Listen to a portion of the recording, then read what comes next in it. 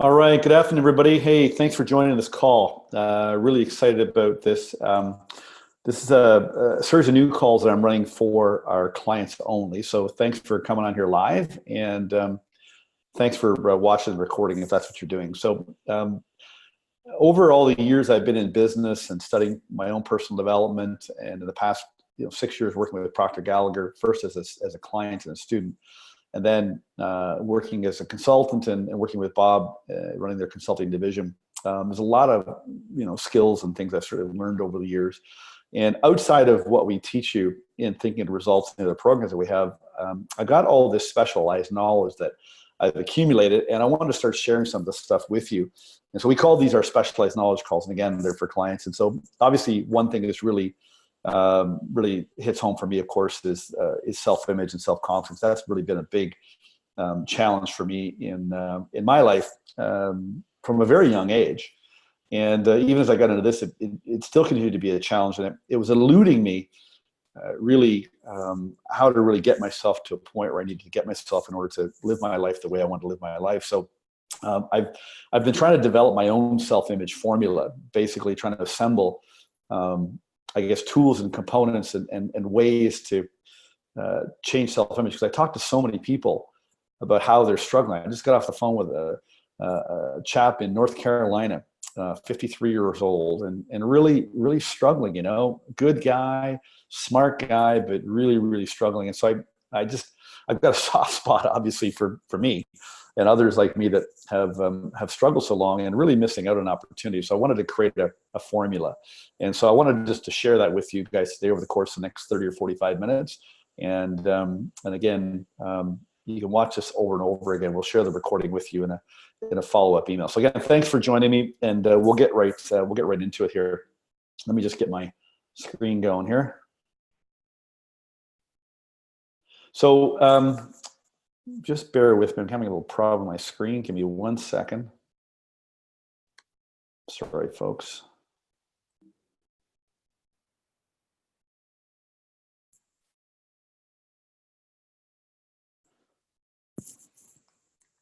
All right, I've got a window that's sitting on top of my slides, so hopefully I can work around it here.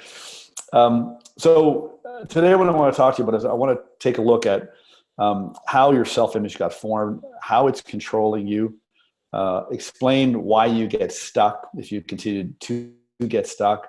I remember when I first met Bob, I said, so many people are stuck. I was stuck. I just want to help people get unstuck. To get stuck along the way and wondering, what the hell, why do I keep getting stuck? So explain why you do that, get you to see the perfection that's within you, and then show you a self-image formula to live the way you want to live. And as I was thinking about this call, I was just looking at the first chapter of Psycho-Cybernetics. So we just finished reading this book in our 6 a.m. club. If you're not on that call, I'd really recommend you consider joining our 6 a.m. club, because it's such a great way to start your day, and we're really learning a lot together. Anyway, we read Psycho-Cybernetics, and in the first chapter, he talked about his practice exercise, and this really hit me. And I think this is really important. You guys take this in right now as you get into this call. And I hope that you just put your phones away, put all your distractions away. Your self-image, you are really important. So give yourself what you deserve, at least the next 30 or 45 minutes, and put everything aside and really dive into this lesson with me. So he said, the unhappy failure type personality cannot develop a new self-image by pure willpower. So if you've got a self-image that you're not happy with, if you're not happy with the results you're getting because of your self-image, pure willpower is not going to cut it. Or by arbitrarily deciding that you're going to develop one. That's not going to do it either. There has to be some grounds, some justification, some reason for deciding that the old picture of yourself is in error and that a new picture is appropriate. So today what I want to do is try to explain to you and get you to realize and buy in that the old picture that you have of yourself is in error and that a new picture is appropriate. He goes on to say, you cannot merely imagine a new self-image unless you feel that it is based upon truth. Experience has shown that when a person does change his self-image, he has the feeling that for one reason or another, he sees or realizes the truth about himself. And so what I want to try to get you to do today is realize the truth about yourself from the inside, because you've got to latch on to the truth about who you really are, what you're really capable of, and that all the things that you've been wanting to do, you should be able to do because you want to do them. And so he says here, science has now confirmed what philosophers, mystics, and other intuitive people have long declared. Every human being has been literally engineered for success by his creator. Every human being has access to a power greater than himself, and this means you, he says. And so I just want to set up the call and get your mind thinking about that as we get into this. So you're an imitation. I read in Outwitting the Devil with Napoleon Hill, he talks about how we're imitation. So when we're little babies, we arrive here and we start imitating the adults. So we imitate the way adults move, the way adults talk, the way adults act. So right away when we're a little baby, we start moving like our parents do. We discover these things called hands. We get up and we start walking, and we start talking. And so we learn to talk like them. We adopt their language. We learn to eat the same foods. And then ultimately you learn to believe what it is that they believe. So I think we're all imitation. I love the way that Hill put that, is that most of us are all imitations because we just started imitating the people around us. We started imitating our friends. We started imitating our teachers. We started following along. And it's no wonder people are struggling with how they're feeling about themselves, because they are imitation. They're living with a false sense, a false self, or what I call a mistaken identity. And so I love this. I heard this thing, "So dark, the con of man," and that came from the Da Vinci Code. I don't know if you saw the movie or not. This isn't related to the movie or what was in the movie, but I love that line, "So dark, the con of man." And I think that we've just been conned in a really big way to believe things about ourselves, about the world and the way things work that just aren't true. And I think it's really messed with our own self-image. And so one of the biggest problems I've discovered is judgment. And I think it's an epidemic. Judgment is everywhere. We were brought up to judge. We were watching our parents judge other people, talk about other people, criticize other people, criticize family members, talk behind people's backs, talk about the neighbors. And then they started judging us as they raised us. And then we started or learned how to judge ourselves. And so you were taught what you should, what you think you should believe. You were taught what was right and wrong. If you were good, you got rewarded and praised, and if you were bad, you got punished and criticized. So you were set up with all these rules, values, beliefs, what's right, what's wrong, and you were expected to follow the rules. And you made these agreements. Your parents told you this is right, this is wrong, and you made agreements with them because you didn't know any better. And then they started measuring your performance based on how well you did things right and how badly you did things wrong. And again, so if you did things good, you got rewarded and praised. And so then you started to look for this recognition and validation. You were judging yourself because you wanted to do a good job to get the reward and praise. And if you're bad, you got punished or you got criticized. Now, some of us were punished severely. Like I was punished really severely when I was a little kid. And like words are really strong. Like I really got cut down. Like, words can be like a sword. It can just literally, cut people down and take the wind out of your sails. And so that happened to us a lot. Then you learned to judge yourself where it became automatic. And then that set up a fear of criticism. So you were worried about being judged. You became fearful of what people thought of you, fearful of what you said, what you did. For some, it created inferiority complex. You just don't feel good enough. I think a lot of successful people that do really well, they're driven by the fact that they don't feel good enough. So they just keep on trying to perform better and better and better. And then you began to feel like there was something wrong with you. Now, what I discovered was there isn't. I read this book here, The Four Agreements. And I got into this book. My second marriage had failed. And I was really struggling. I left the relationship like I did all my relationships because I didn't feel good enough. I didn't feel worthy. I didn't think I was a good person. And anyway, I went for separation counseling, and the lady I worked with said that you have to work with this and study this book with me. And otherwise I can't help you. And so I started to study this book, and basically the premise of the book is that we've made these agreements that were handed to us, like I just described. And he said, if you follow these 4 agreements, literally, your life can be free. In fact, it's called A Practical Guide to Personal Freedom. And so I started studying this book, and I started practicing the 4 agreements, and literally this book literally saved my life. I uncovered a story of violence, childhood violence and abuse that I was carrying around that I wasn't even aware of. It was all uncovered. And as that came out, I even had to work on this even more. And so this is one of the books for sure, when I'm working with people on self-image, that I work with. And I'll explain a little bit more to our references as we go through this. I don't want to take too much time with it, but if you've not read it, it's definitely a book that will set you free. And so there's nothing wrong with you. You may feel like there's something wrong with you, but there isn't anything wrong with you. And I think many of us have asked that question. Have they ever asked themselves, like, what's wrong with me? And I always ask, do you ever wonder why you never seem to get an answer to that question, but you keep on asking the question over and over again? What the hell's wrong with me? Why would I do that? Why am I feeling this way? Why? Well, the fact is there is nothing wrong with you, and that's why you don't get the answer. The only thing that's wrong with you is the way that you're thinking and what you believe about yourself that just isn't true. Okay? And so you were brought up with a self-image that was handed to you by other people. And he talks about this book, the second agreement is called Don't Take Anything Personally.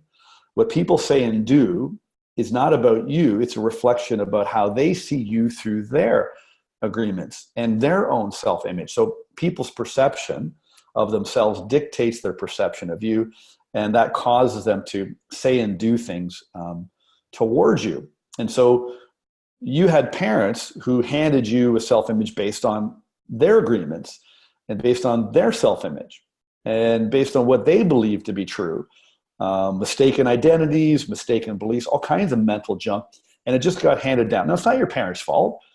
They just did the best they could with what they knew. And if you just go back a couple of generations, you probably can discover, like I did, where all those mistaken agreements and all those lies came from. So you have to get your head around that there's nothing wrong with you. It's only the way that you're thinking and what you believe about yourself that's not true. So I believe most of us are walking around with what I call a mistaken identity. And I think the reason why many people find themselves just not quite happy, they're just not really feeling fulfilled, or some are really, really struggling, like I was, just like this deep sense of just disconnect, unhappiness, searching for joy and peace and freedom, personal freedom. And I think it's almost like you got kind of handed this, this coat, and it doesn't feel good. It's tight. It doesn't fit really well. It's itchy, and I think you just got handed these agreements and this self-image, and you just kind of took it on and put it on, and off you went.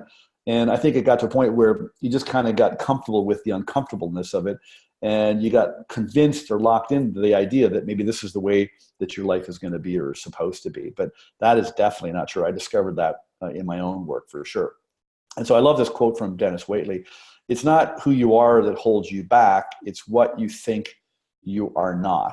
And I think all of us, I know all of us have a fire burning inside us, a light burning inside of us. And for some of us, it's just kind of just, flickering very light, because we've been covered up either by darkness or by lies or by just mistakes we've made. But I think that light is always shining in you, and it's trying to, get itself out. I was listening to Bob Proctor this morning on the Think and Grow Rich legacy program, where he teaches, all the principles of Think and Grow Rich. He was talking about desire. And desire is the unexpressed possibility within, seeking expression without through your action. So we all have this desire inside to express who we really are, do what we really want to do, live the way we want to live, and fulfill the purpose that we have, the reason that we came here. And so one thing I want you to realize is that, you are perfect. This notion that nobody's perfect, I think that's one of the biggest lies that we've ever been told. You are perfect. You were created in God's image, and he doesn't put out faulty products. The essence of who you are is perfect. You may not do perfect things, but what you have done is a result of imperfect conditioning, both genetically and environmentally. So for some people, like in my family, genetically things got passed along. So, my parents were alcoholics. My grandparents were alcoholics. Their parents were alcoholics. My aunts and uncles were alcoholics. So that was the genetic side of it. And then you have the environmental side of it. And so I grew up in that environment. And so you have to understand that you are absolutely perfect. And if you go back to this picture, like when you take a look at your children, or anybody has children, when they arrive here, like they're perfect. They're so beautiful. And they can't do anything wrong. I was talking to somebody the other day about, that we need approval.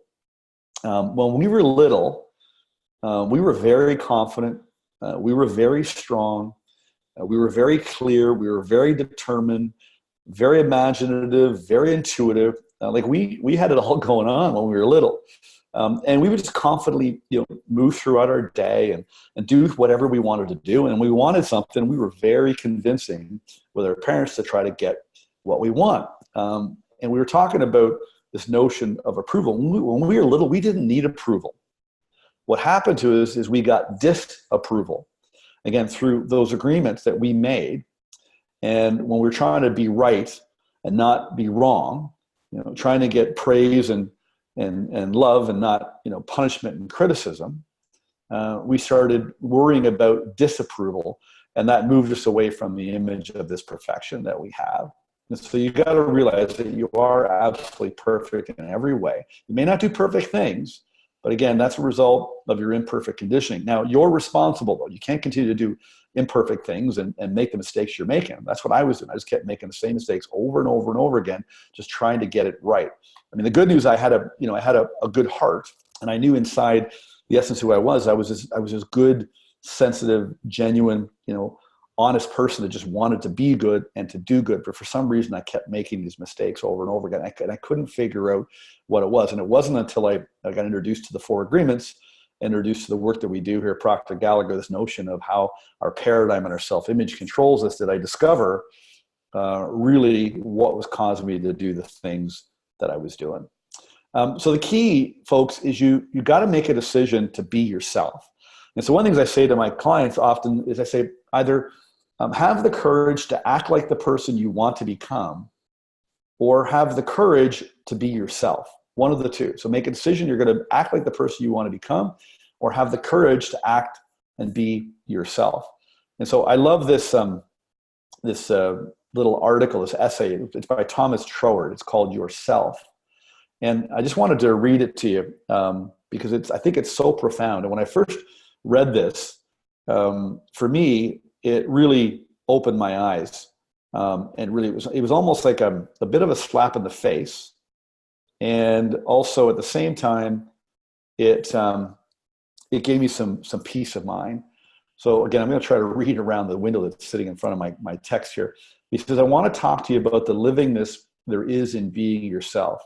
It at least has the merit of simplicity, for it must be easier to be yourself, I think, or to be, rather than being something or somebody else. Sorry, I'm trying to read this. Let me pull this up on my phone here, guys. Sorry about that. You guys can read that on the screen for a minute just to take that in, and I'll just explain what he's talking about here. Just read that through on your own.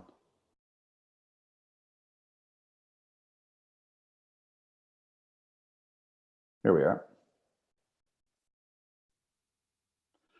Okay, so he says, I want to talk to you about the livingness there is in being yourself.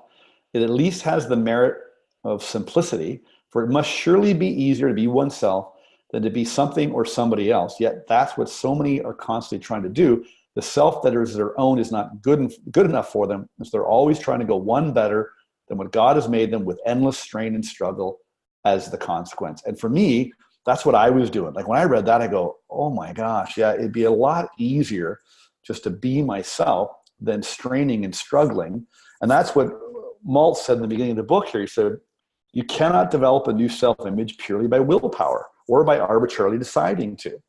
Now, he says here, George says, of course, they are right to put before them an ideal infinitely grander than anything they've yet attained.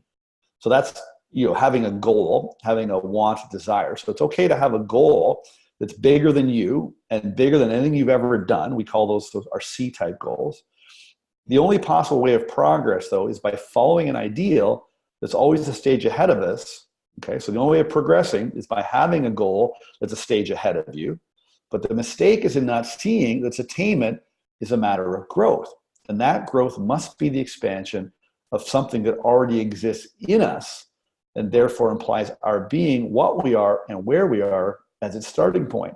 So you get into this program thinking of results, and the first thing we have you do is work on your goals and start thinking about what your wants are. Okay, and that's what you need to do. You need to be progressing towards a worthy ideal. Remember the quote from Earl Nightingale: success is the progressive realization of a worthy ideal. Just having a worthy ideal that you're chasing, a dream you're going after, that's success. Okay, but the attainment of that is only going to come from your growth. And that growth is the expansion of something that already exists in you. So that implies that implies our being what we are, where we are, is a starting point. So you have to basically realize that you have to accept where you are right now. Okay, you can't be hard on yourself for where you are or who you are. And you certainly can't be looking at the past like I was, looking constantly backwards on all the mistakes that you've made. Now he says this growth is a continuous process, and we cannot do next month's growth without first doing this month's growth. We can't do next week's growth without first doing this week's. We can't even do tomorrow's growth without doing today's growth. Okay? Imagine a flower growing, all right?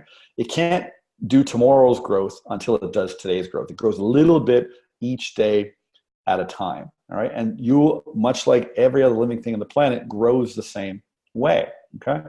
But for us, we're always wanting to jump into some ideal of the future, not seeing that we can reach it only by steadily going on from where we are now. And so I think one of the mistakes we make is that we think, magic pill, instantly we can just go from here to here, but that's not what it takes. And then we get frustrated that we don't get there.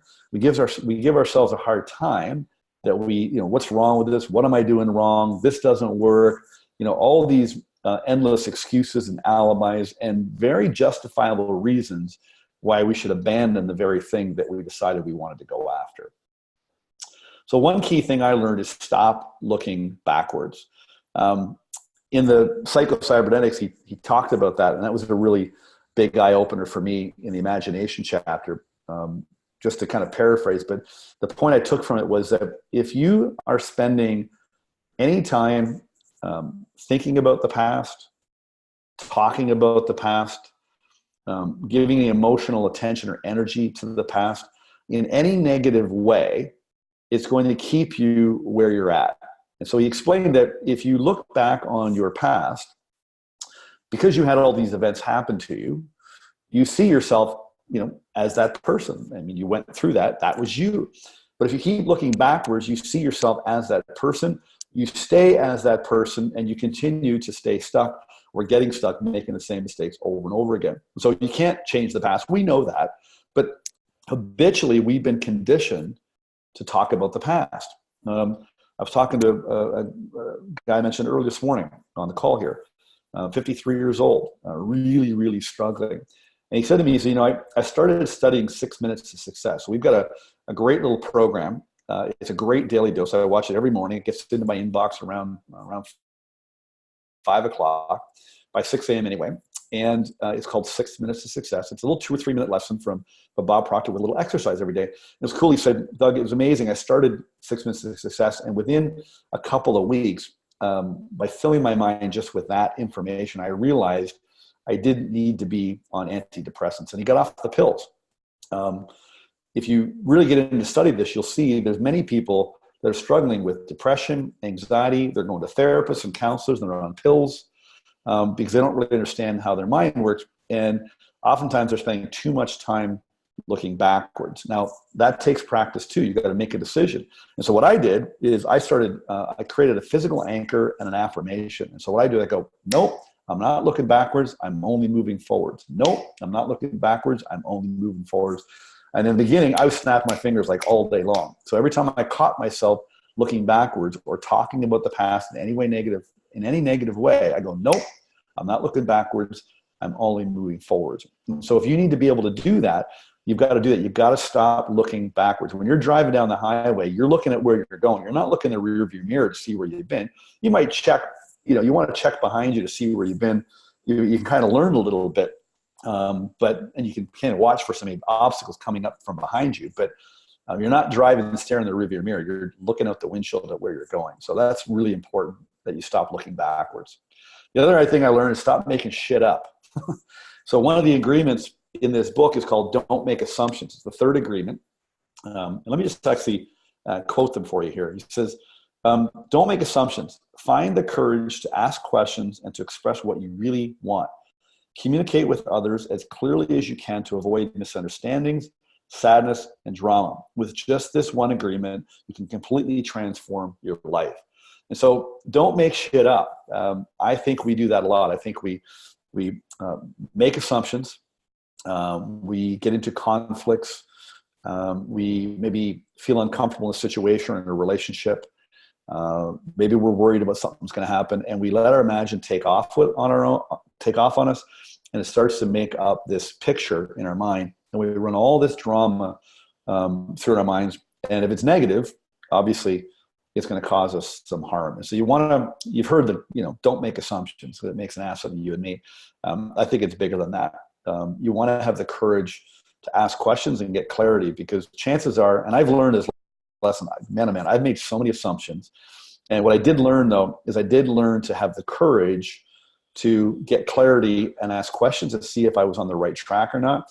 And I'm glad I did, because I just kept getting proof over and over and over again that I was making shit up. I was making up this drama. It wasn't even true. And so by having the courage to ask those questions, it started to shift my habit of making shit up and making up assumptions. So very important thing to adopt in your self-image is don't make stuff up about yourself or about other people. Have the courage to ask questions.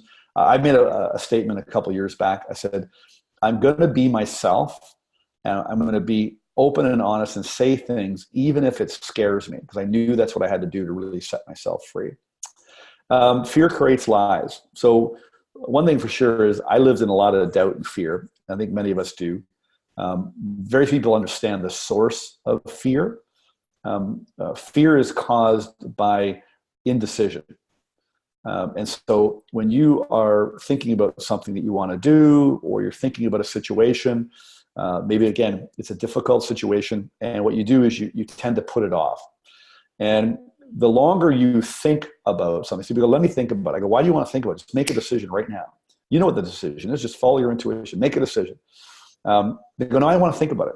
And so the longer you think about it, what happens is if the thing you're thinking about is in conflict with your self-image, your paradigm, it's going to give you justification why you shouldn't do it, or that you can't do it, or you should just maybe put it off. And so the longer you put things off, indecision turns into doubt, and those two blend together become fear. Okay. The other thing around fear too, meaning it creates lies for us. So your paradigm, your self-image are going to create lies about what you're truly capable of, and whether you can actually pull off what it is that you want to do. And trust me, I'm going through that right now.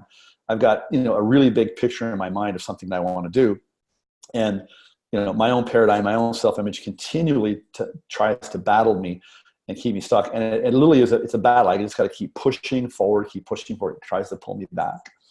But I want to leave you with this on the fear side, is that if you are listening to things that you're telling yourself and it doesn't feel good, lies are generally, they're negative. They don't make you feel good. The truth always feels good.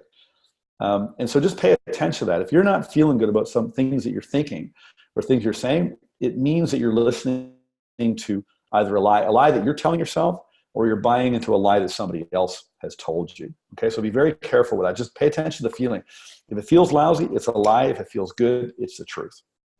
And the truth shall set you free. I remember I was watching I just happened to be flipping channels. I don't watch TV a lot, but this is going back a couple of years ago. And I was flipping by, and the TV show Intervention was on.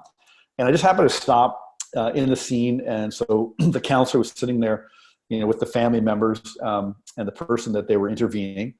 And I heard this one sentence that stood out for me. And she said, "Secrets keep you sick." And I just sat with that, and I'll never forget it. And I realized that we have to tell the truth. There's a great book by Neale Donald Walsch, the author of Conversations with God. And I haven't read any of his books, but this last book of his is the first one I picked up. And he says there's 25 things that God said to him. And one of them was, he said, "Tell the truth to everybody, every time, and you'll be free." And I just love that. Now, we're afraid to tell the truth because we're afraid what people are going to think, how they're going to react. We're afraid to tell the truth about ourselves and being ourselves because we're worried about whether we're going to be judged or not. But when I made that decision in 2000 to write my story and go public with it, it was on the front page of the Toronto Star. Then I was on the television. And I started speaking in front of audiences. And the more that I told my story, the truth started to set me free. And that was 2000 2001 actually when I wrote it. 2000 I wrote, 2001 when it was published. And so that's 18 years ago now, right? And I still have had to work on telling the truth about myself, but it's an agreement that I've made with myself. I keep telling myself, just tell the truth. The truth shall set me free. The truth shall set me free. And so I just keep practicing telling the truth. And the more that I tell the truth, like even on this call, I'm being very authentic and being very open with you, because I want to help you, but also because I know what it can do for you. So I just keep trying to do that. And so the more you tell the truth, you will become free. You'll be able to act like yourself, be yourself, and you'll find magically that actually most people like you just the way that you are, and you'll be free from that. You got to love yourself too. If you really take a look at who you are and what you are, and if you can look at yourself, as a child, I wish we just all get together and go to work, and go to functions and parties and play sports together and get on calls together like this and just like act like we were children. Because when we were little, we didn't care what anybody thought. Like I wasn't getting up, in the morning and 2 years old wondering what, how I looked or what I was going to sound like. I'm not looking, hey, how do I look in this diaper? We were just free to be ourselves, and we loved ourselves. Now, our parents maybe didn't do a good job of loving us. I think they loved us. Again, I think they did the best they could with what they had. And you may not feel like they didn't love you, but you just have to realize who and what you are. And if you can look at yourself, as that little child again, I think you can get connected to really who you are and begin to love yourself. You can't judge yourself for things you've done, mistakes you've made. I mean, that'll drive you crazy. That'll keep you stuck for a long, long time. Trust me. So you've just got to create this, this notion of affirming that you love yourself. But again, if you get connected with the truth about who you are, so let me just read this again to you. This is so important. He said, you cannot merely imagine a new self-image unless you feel it's based upon truth. So the truth is you're perfect. The truth is when you arrived here, you're this beautiful person filled with love and imagination and creativity, and a big heart. Experience has shown that when a person does change his self-image, he has the feeling that for one reason or another, he sees or realizes the truth about himself. So you've got to go back to the beginning to see and realize the truth about yourself. And again, he says here, science is now confirmed with philosophers, mystics, and other intuitive people have long declared every human being has literally been engineered for success by his creator. Every human being has access to a power greater than himself. This means you, he said. So get connected to that. That should get you to love yourself. Follow your heart. Your intuition is one of your most powerful intellectual factors. When we were little, we follow our intuition. Children are very, very intuitive. They can pick up on things. They can sense things. They can sense angels and spirits. I mean, they're very, very connected. And what happened is we grew older, we started to rely more on the mechanical side of life and really relying on our intellect, operating from our five senses to what was going on around us. And that's really where I got stuck, because, I'll tell you what was going around me in my environment was not good. And so I was constantly like bobbing and weaving and trying to, just stay safe, find a safe place, thinking my way through for survival. I was constantly, on high alert. And so I began to really rely on those mental faculties and my five senses just to keep me alive. And so I really had to work on developing my intuition. What I discovered is I'm actually very, very intuitive, but I had to work on it. And so your intuition is basically when you get a message, from your intuition, from your heart, that's God talking to you. Okay. Now people always ask me, they go, what's the difference between your intuition and your paradigm? Well, the intuition always comes first and the paradigm comes second. So you'll get an idea, or somebody will say or do something, or you'll see something, go, oh, I want to do that. Like it'll resonate with you. You'll get a feeling. You might get goosebumps. You might get shivers. You might get tears. You might laugh. You'll get an emotional reaction that's positive, and that's your intuition resonating with your heart. And then right away, the paradigm is going to kick in. So if the message, the intuitive message in your heart is conflicting with your self-image or your beliefs or the way you're living your life, then immediately the paradigm kicks in right after that. So people very much get confused between intuition and paradigm. And I remember we were studying The Science of Getting Rich. No, Working with the Law by Raymond Hollowell, pardon me. That book, great book. And in that, he was talking about the example of animals and how they use their instincts. So he's talking about like the lion doesn't thrash around in the reeds, waiting to pounce on the antelope. A cat waits quietly outside of the mouse hole. And so I asked Bob, I said, what's the difference between intuition and instinct? He said, well, intuition and instinct are very much the same. Animals have instinct. Like, baby squirrels, when they're born in the spring, for some reason, they just automatically instinctively know they're supposed to gather nuts and hibernate for the winter. When baby birds are born in the spring, they just instinctively know they're supposed to fly south in the winter. So they live and operate in their environment off of instinct. Well, we have intuition, which works much the same way. But the problem is we've been gifted with an intellect and we have our reason, and our reason screws with our intuition. And so we also have to understand that your reason, okay, your thinking is controlled by your paradigm. All right. So boom, you get a message that resonates with your heart. And then right away, your paradigm kicks in and you start thinking about it. And then your paradigm gives all these reasons, excuses, and doubts as to why you can't do it. Very justifiable reasons why you should abandon all idea. What it is you want to do. You can't do it. It's not going to work. Who am I to think I can pull this off? Nobody's going to want to listen to me, blah, blah, blah, blah. Those nasty blathering voices, I call them. So you got to learn to follow your heart, follow the feeling, and just test it and play with it. So a great way to test intuition, and Bob taught me how to do this, is he said, whenever you think about somebody, phone them, because chances are they're thinking about you. So I started to do that. I just started phoning people. I go, hey, Joe, were you just thinking about me? I was thinking about you. I was just testing my intuition. And more often than not, they had been thinking about me. Sometimes they weren't. Sometimes my intuition was off.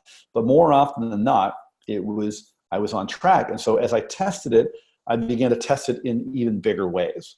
And now, I continue to test it. Things resonate with my heart. Paradigm kicks in, battles me. I go down, even for, could be for a couple hours, a couple of days. Boom, intuition kicks in again. I feel the feeling. Paradigm kicks in. So I'm very aware of the difference. So I'm just following the feeling. So intuition, heart, it's going to feel good. Paradigm's going to feel bad. I love this one here. Just live in the moment. In psychocybernetics, if you understand how your mind works, and so in this book, he explained you have a machine. You're not a machine, but you have a machine. You're the operator of it. And he describes how to use your success mechanism. And he says, let your success mechanism work for you. And so one of the things he said is learning to live in the moment, living in 24-hour blocks, because your mind cannot solve problems that have not happened yet. So we're conditioned to worry about the future. What if this happens? What if that happens? What if they do this? What if they say that? Your mind can't solve problem of something that hasn't happened yet. So you got to practice staying in the moment. It only works in the moment if you're focused on the present moment. Okay, so if you're staying in the moment, you're focused on the situation, you're focused on your goals, you're focused on what you want, your mind will be able to figure out ways to get what you want. But if you're busy living in the future, worrying about it, or you're living in the past, giving yourself a hard time about it, then your mind is not going to be able to solve the problems and overcome the obstacles to get you where you want to go. So start living in the moment. Again, just what I sort of do from this book. And again, I'm really good at following instructions. So he quoted Dr. William Osler. He said, live your life in 24-hour blocks, neither worrying about the future nor looking back on the past. And so that was that affirmation. Nope, I'm not looking backwards. I'm only going forwards. Okay, so live your life in 24-hour blocks. Maybe you have to live your life in 1-hour blocks. Maybe you want to just try that. So if you're worrying about your future or thinking about your past, you need to start practicing that. Own your mind. You're in control of your mind, right? You're in control of your thinking. You have the ability to control your thinking. It doesn't mean you're exercising the control, but you have absolute ownership over your thinking and over your mind. And that's what you need to be able to do. You've got to trust your built-in GPS. You've often heard me talk that your mind is like a GPS. It's a cybernetic mechanism. If you program in your goal, your target, your destination, it will call out the directions turn by turn as you go. Okay? It's not going to tell you, what turn or what route to take of a potential problem or accident that's not happened yet. If it has happened, it will give you alternate routes that you can choose from. Okay? So again, not worrying about the future or where, what turn you're going to have to take. Just program the address in your GPS, get in the car, start moving, just start taking action, just start going, and just trust your mental GPS. It will tell you turn by turn where to go to get you where it is you want to go. Okay, you got to trust the GPS. Get pissed off. That's what I had to do. I finally had to say, enough is enough. I was pissed off for a long time. Actually, no, you know what? I was frustrated for a long time. And frustration is not a very fruitful emotion. Being frustrated does not solve your problems, okay? Your mind can only solve problems if it's in a relaxed state. What you can do is you can get pissed off and go, enough is enough. Just say, I'm done. I'm sick and tired of doing it this way.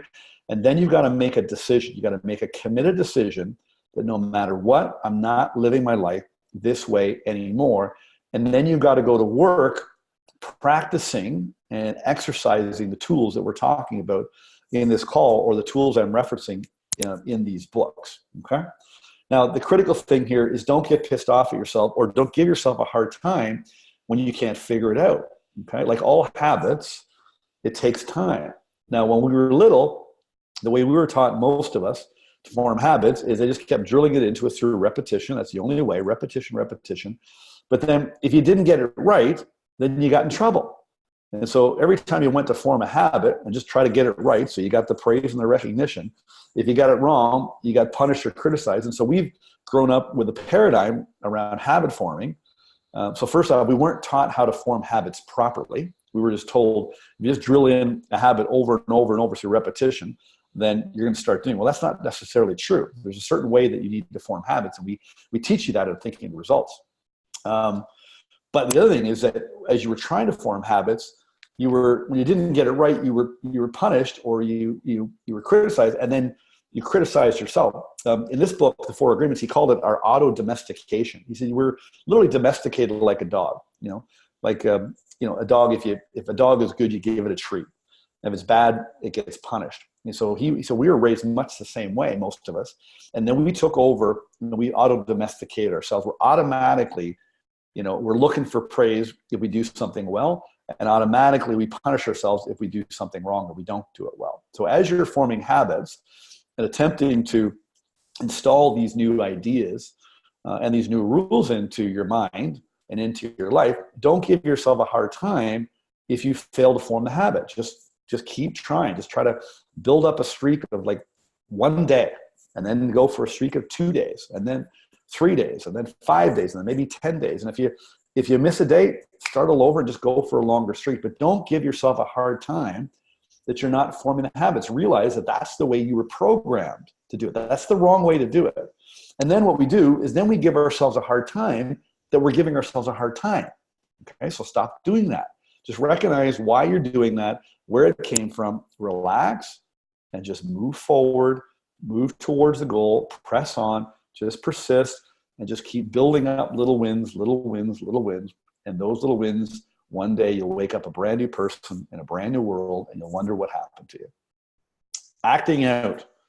One thing when it comes to self-image is you have to act like the person that you want to become. Okay, so again, either act like the person you want to become, or have the courage to act as if who you really are. And so I've shown you this slide before. This comes from the Pygmalion effect and how your self-image works. And so if you start on the left-hand side, our beliefs about ourselves influence our actions towards others. And then our actions towards others creates beliefs that those people have about us, and it causes them to act a certain way towards us, which then reinforces the belief we have about ourselves. So this can work both negatively or both positively. So if I've got a negative self-image and I walk into, a meeting or a presentation or a sales call, or, if you're just meeting somebody for the first time, maybe you're on a date or meeting a new friend or at a party. So based on how you feel about yourself will influence how you act with other people. And so if you're not feeling really good about yourself, that's going to come out in your actions. And you guys can recognize people. You don't even have to see them. You can just hear them on the phone. I talk to people on the phone all day long, and right away I can tell they've got a negative self-image just by the way that they're talking.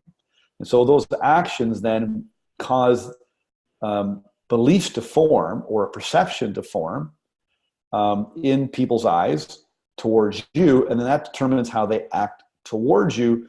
And then their actions just basically reinforce what you believe about yourself.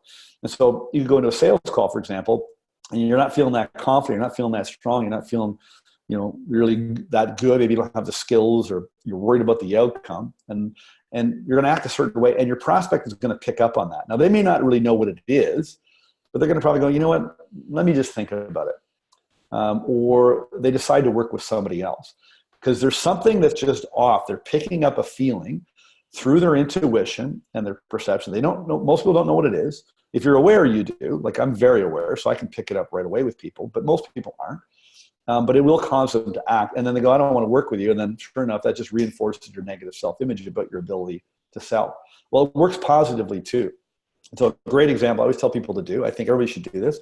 If you want to act like the person you want to become, then start doing little things like that person. So if you want to start earning more money, and you want to become financially free and have time and money freedom, then start acting that way. So get all dressed up and maybe go to a car dealership for your dream car and walk in there as if you can pay cash for it. So look like you're successful, look like you've got all the money, look and talk and act like you don't need any financing. You just pay cash, no problem.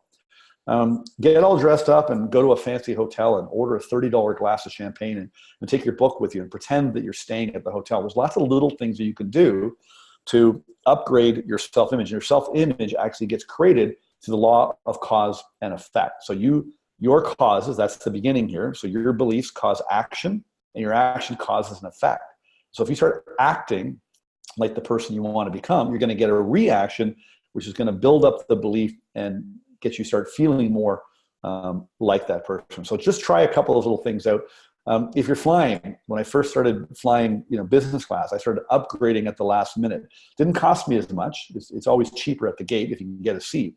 But I was just doing those little things just to get into the feeling of flying business class. And now that's the only way that I fly.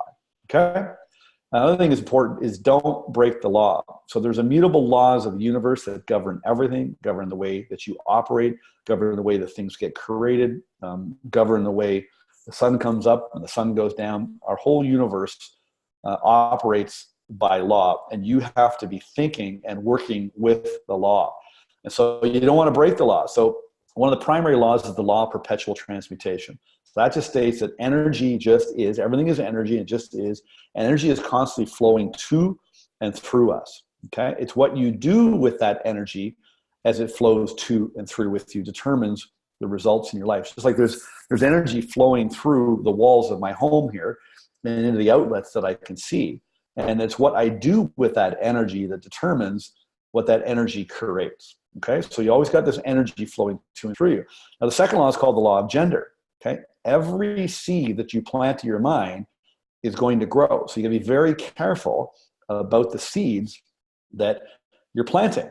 All right, every seed planted in your mind is going to grow into a physical thing. All right, so be very careful about the seeds you're planting. So as that energy flows to and through you, you have the ability to create thought, and that plants seeds.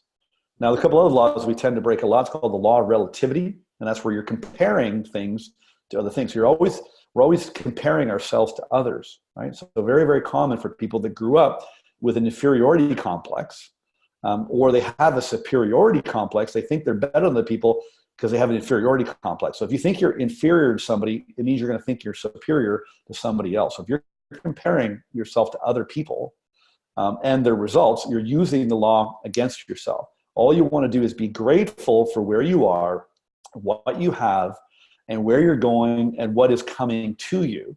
But don't compare yourself to other people. If you compare yourself to others, you're going to lose. And in this book, he talks about, he goes, like, I don't compare myself to a professional golfer and think there's something wrong with me. He's a plastic surgeon. You don't compare yourself to me as a plastic surgeon, give yourself a hard time that you're not a good plastic surgeon. There's all kinds of things that we're good at, but for some reason, we've been taught to criticize ourselves and judge ourselves against other people. And that goes back to when you were very little. It's all back to judgment. Everything comes down to judgment. Then you've got the law of rhythm. You have to recognize that everything moves in rhythm. The entire universe moves in rhythm, right? So the sun goes up, the sun comes down, right? The tide goes out, the tide comes in. Okay? You're going to be up, you're going to be down. You're going to have highs, you're going to have lows. Realize when you're high, a low could come. Realize when you're low that a high is going to come. And so it's understanding and working with the law. So if you're sitting at a low point and all you're doing is taking that energy that's flowing to and through you, and you're planting negative seeds, and you keep comparing yourself to other people, well, that's where you're going to stay. You're going to stay down a lot longer. And recognize that the seeds you plant when you're down are going to grow down the road. So if you plant negative seeds now, you're going to grow negative seeds and reap negative seeds down the road. Okay, so there's a season to sow and there's a season to reap. You don't do both in the same season. So when you're low, you got to be very careful about the seeds that you're planting because they will show up.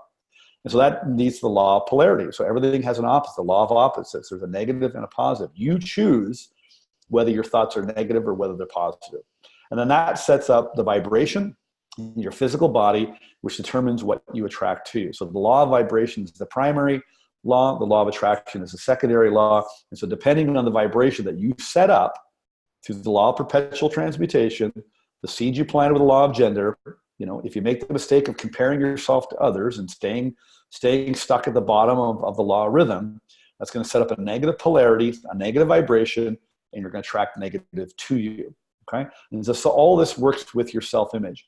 And ultimately, the law of cause and effect. So the first 6 steps ultimately determine the actions that you take and the reactions that you get. And so all this works around your self-image. So when energy is flowing to and through you, make sure that you're planting positive seeds in your mind using the law of gender. Don't compare yourself to other people thinking they're better than you because they're not, right? You just accept your gifts, be yourself. You can continue to improve on yourself, but just be yourself and just be grateful for who you are, the gifts you have, where you're at in your life right now, and recognize that your achievement, again, is all a matter of growth. So being yourself is accepting yourself for where you are right now, and that it's all a matter of growth. Then make sure just do your best to maintain positive thoughts about your self-image and who you are rather than entertain those negative ideas. And those negative ideas come out of your past. So if you're thinking about your past, you're going to pick up those negative ideas. If you're worried about the future and you're getting, stressed and anxious about that, that's a negative polarity. If you stay in the moment and just use your mind to think about who you really are, the essence of who we are, we're spiritual beings walking around these physical bodies. If you can really get your mind around the truth of who you really are, that can maintain you in a positive vibration, a positive self-image. You'll attract good to you. You'll feel confident. You'll act that way. You'll get confident reactions to your actions, and your self-image, your self-confidence will grow and strengthen. And so I just want to leave you with this side. It's really about let go and let God and just recognize, who and what we are. There's a great quote that Bob had written. I forget where it comes from. I meant to look it up, but let me just read it to you. I read it to people all the time. I love this. He said, you think of yourselves as humans searching for a spiritual awakening, when in fact, you're spiritual beings attempting to cope with the human awakening.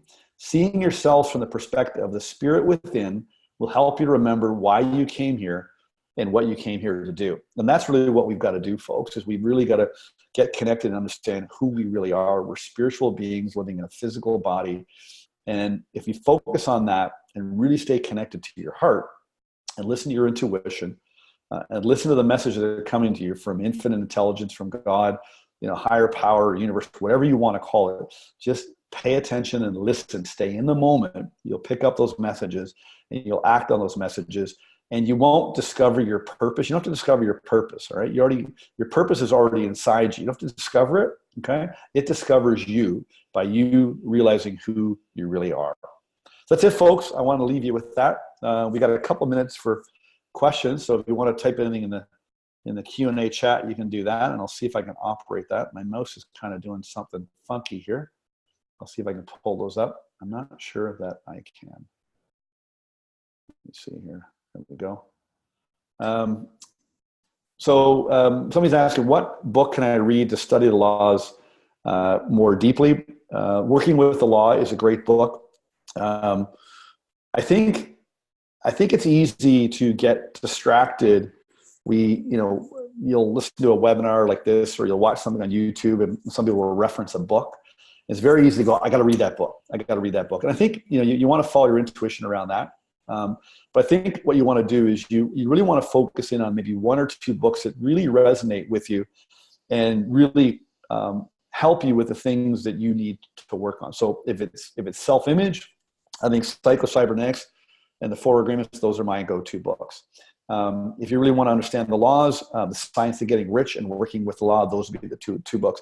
And we study those in our 6 a.m. club. So those would be 2 books to go for to really get a better understanding of the law. But you could just, in fact, I'll share it with you, Francine, if you don't mind, we'll put it in the Facebook group. There's a little video that on YouTube, I think, where Bob briefly explains the 7 natural laws. And you can listen to those. They're very 1 or 2 minute short videos. But there's other ways, certainly, by reading those books that you can study. And again, just being aware of what they are and just trying to practice one at a time. Just pick one and practice it one at a time. Okay? Any other questions before we wrap up? If not, we'll close off the call. I want to thank you for being here. I hope you enjoyed this. We got a number of call ideas coming up on the calendar, and you'll see us announce them in the Facebook group as we go. And just keep an eye out for those. And we'd love to see you on there. Again, if you're listening to the recording, I hope you enjoyed this. And if you did, please let us know. The feedback would be appreciated.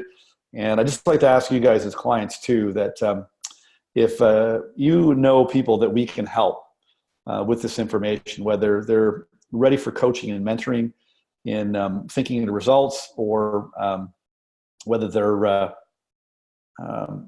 just need to get connected to a like-minded positive community, invite them into my Facebook group. We got a number of things there we're kicking off for our guests in that Facebook group. I want to share as much as I can with people to help them as much as I can. I can't reach everybody, but any little bit I can do to help people. Like again, this chap I talked to this morning, 53 years old, and I just want to help them. You talk to people and you just realize how many people are struggling and stuck. So if you guys could do us a favor, invite people to the Facebook group, because we've got other calls going on for those people as well. And we'll continue to add value and more content for you as clients. So I hope, again, you enjoyed it. And I want to thank you guys for being here. You just check the chat to see everything I got to deal with there. Otherwise, we will wrap up the call. That is it. All right, folks, thanks for being here. I really appreciate it. And I hope you have a great day. Thanks.